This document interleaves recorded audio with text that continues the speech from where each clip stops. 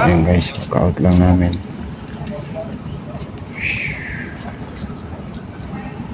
Ayan.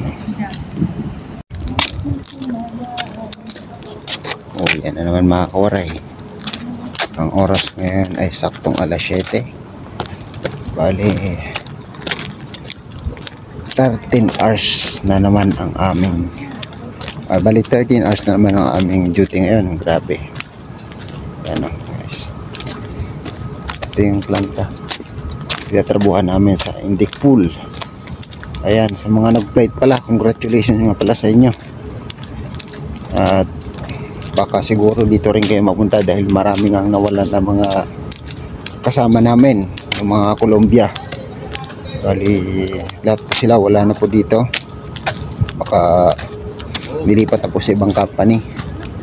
Ayan guys, lakad na naman kami doon sa bundok kasi wala nang bus dito sa harap ng planta.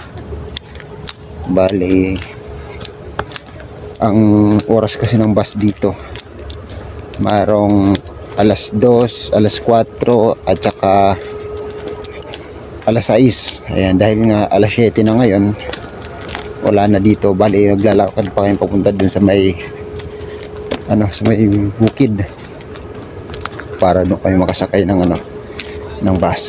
Ayan. Halos mga Pinoy lang na gano'n ngayon. Mga Pinoy lang yung nag overtime. Ayan. Silim na rin ngayon. Alas 8 dito, sobrang dilim na din. Kasi dati, kumbaga lumulubong araw dito, mga around 10. Pero nagpalit na naman yung dito. Kumbaga nag-iba na naman yung ng araw. So ngayon, alas 8 na ng ayan pala, 7 na ng gabi. At dyan sa Pinas ay alauna na ng madaling araw. Ayan, shoutout nga pala sa misis ko. Tulog na. Ayan. At sa mga sa mga na-refuse pala, kung na kayo mawalan ng pag-asa, ganyan talaga guys. Ika nga ang success hindi naman talaga on the spot. Ika nga may pagdadaanan ka talagang mga struggle, di ba? Walang instant success. Kung nagpila sa una, kung hindi ka pumasa, sumubok ka ulit, malay mo sa susunod na pag take mo ng BLS ay pumabor na sa iyo yung panahon.